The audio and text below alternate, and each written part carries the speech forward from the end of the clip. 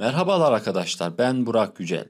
Bugünkü konumuz dijital pazarlama nedir, nasıl yapılır, ayrıntıları nedir, tekniksel bakımdan ne yaparsak bizim için daha verimli olur, bunları konuşacağız. Şimdi arkadaşlar öncelikle dijital pazarlama nedir diyecek olursak, firmanın dijital ortamdaki markalaşma çabası diyebiliriz. Çünkü pazarlamanın amacı bir nevi isminizi, markanızı veya ürününüzü karşı tarafın gözünü kapattığında aklına gelecek şekilde anımsayabilmesi olması gerekiyor. Mesela bir Apple dediğimiz zaman karşımıza gözümüzü kapattığımızda bir elma işareti geliyor. Bu da demek alıyor ki markalaşma çabaları gayet iyi şekilde sonuç vermiş. Şimdi arkadaşlar reklam videomuz ile hayallerimize nasıl ulaşırız? Bunlardan bahsedeceğim. Şimdi reklam videomuzda yapılması gereken 4-5 tane olay var aslında. Bunlar sizin markalaşmanız konusunda size yardımcı olacaktır ve satışlarınızı arttıracaktır. Öncelikle reklam videomuz ile hayallerindeki gerçeği onlara göstermeniz gerekir. Yani insanlar belki uçan araba ister, belki akıllı ev ister, belki de çok farklı şeyler isteyebilirler. Eğer siz bu hizmeti veya ürünü karşı tarafa sunabiliyorsanız onu öncelikle göstermeniz gerekiyor. Çünkü arkadaşlar kimse sizi durduğunuz yerden bilemez, göremez ve tanıyamaz. İkinci maddemiz ise arkadaşlar bir soruna çözümünü anlat demişiz. Burada demeye çalıştığımız olay, örnek verecek olursak bir ayakkabı aldığımızda içerisine su alması bizim için dezavantajdır. Bunu reklam videomuzun belli bir kısmında suya basan bir ayak şeklinde gösterip karşı tarafa bu ürünüm senin sorununu aslında giderebilir diyebilmeniz gerekiyor. Bu reklam videonuzun, örnek veriyorum 40 saniye 50 saniyelik bir reklam videonuzun aşağı yukarı 6-7 saniyesini alırsa bu sizin için olumlu bir geri dönüş alır. Sonrasında arkadaşlar ürününüzdeki farklılıkları ayrıntılı olarak göstermeniz gerekiyor. Örnek veriyorum ki bir çanta satıyorsanız çantanın köşesinde ufak bir detay varsa onu yakın kadrajda gösterip karşı tarafa biz onlardan, yani rakiplerimizden farklıyız demeniz gerekiyor. Sonrasında ise arkadaşlar dördüncü maddemizde en önemlisi bana göre kime hitap ettiğini tanı ve yönetmeyi öğren demişiz arkadaşlar. Yönetmeyi öğren derken sizce ne demek istedim? Unutmayın ki işinizi, hayatınızı, hayallerinizi ve birçok şeyi yönetebilirsiniz. Bunların arasında olmayan ve en zoru insanları, yani her an duygu ve düşünceleri değişebilecek o kitleyi yönetmek. Peki kitleyi nasıl başarılı bir şekilde yönetebilirim şeklinde sorduğunuzu duyuyorum. Karşı tarafa ürün veya hizmetinizi onlara sizlerin değil de onların bu ticaretten kazancının olacağını göstermeniz gerekiyor. Yani şöyle düşünebilirsiniz. Yılın 4. çeyreğinde, yani şu an bulunduğumuz zamanlarda fark ediyorsanız büyük markalar büyük kampanyalar düzenliyor ve onlardan alışveriş yaptığımızda ben bu ürünü şu fiyata aldım, normalde şu fiyattı diye biz yanımızdaki kişilere lanse ediyoruz. Aslında kitleyi yönettiklerini görebilirsiniz. Çünkü karşı tarafa onların aslında bu fiyata düşemem ama senin için şu güne özel kampanya yapıyorum, gelip alma fırsatın var diyorlar. Bu da onlara karşı tarafın hizmeti daha iyi anlayabilmesini sağlıyor ki aldıklarında minnet duyguları oluşur.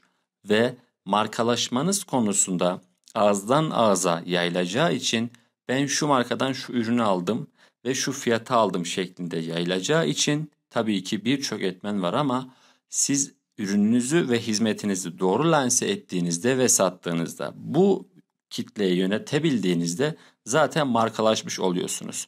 Biraz önce vermiş olduğum Apple örneğindeki gibi. Sonrasında arkadaşlar feedback, yani geri dönüşlere çok dikkat etmeniz gerekir. Örnek veriyorum, sürekli gelen yorumlara dikkat edin demiyorum. Ama belli başlı bazı geri dönüşler olacaktır. İşte örnek verelim, şu kitabı bana sattınız ama işte şurasında şu şekilde olabilirdi. Veya şöyle söyleyebilirim, işte bu bilgisayarı aldım ama şurasında şu özelliği olsa daha iyi olabilirdi şeklinde karşı taraftan almış olduğunuz uzun kullanım testlerinin sonuçları sizin ürününüzü geliştirmenizi ve daha fazla satmanızı sağlar. Ve bundaki en büyük örneklerden bir tanesi de yine Apple'dan örnek verecek olursak, her yıl Apple'ın bir telefon, işte tablet, bilgisayar çıkarttığını görebiliyoruz. MacBook çıkarttığını görebiliyoruz. Bunlarda feedbacklere çok fazla önem verdiklerini, geliştirdikleri gece görüşleri, işte kameraları, tipleri, tasarımlarına baktığımız zaman görebiliyoruz. Birçok markada da bu şekilde.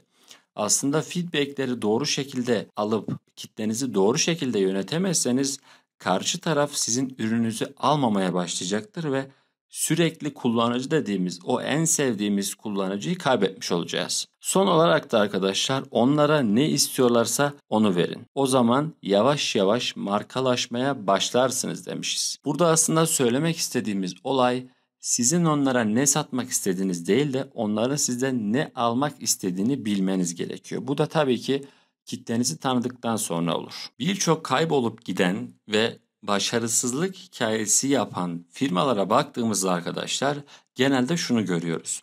Kendini tekrarlayan, geliştirmeyen veya birkaç üründe ısrar eden firmalar, başarısız üründe ısrar eden firmalar genellikle batmaya mahkum oluyorlar.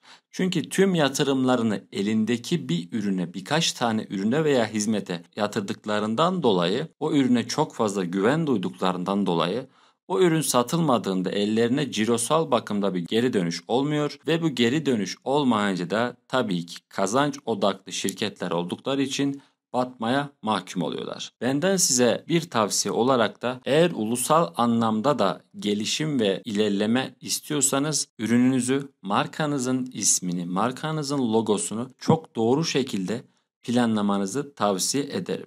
Aslında İngilizce isim koymaktan yana çok fazla tavsiyem yok ama İngilizce isim veya yabancı dilde bir isime kendi markanızı evriltebilirseniz ulusallaşma bakımında da sizin için kolay olacaktır diye düşünüyorum. Çok büyük firmalara baktığınız zaman çok basit isimler koyduklarını görebilirsiniz. Aslında tek böyle nefeste söylenebilecek, ufak tefek çabalarla söyleyebildiğimiz markalar genelde, tabii ki pazarlamaların da doğru olmasıyla birlikte, aklınıza gelen firmaları düşündüğünüz zaman hepsinin ismi ulusal anlamda söylenebilir, basit ve gayet güzel isimler. Ondan dolayı markanızın ismini ve ürünü geliştirirken ürünün ismini, eğer öyle bir olayınız varsa, bunlara da dikkat etmenizi tavsiye ederim arkadaşlar. Evet arkadaşlar, videomuzun sonuna gelmiş bulunmaktayız. Bugün ne yaptık kısaca bahsedeyim. Bugünkü konumuzda özet olarak söyleyecek olursam, ilk başta anlattığımız konuda reklamsal bakımda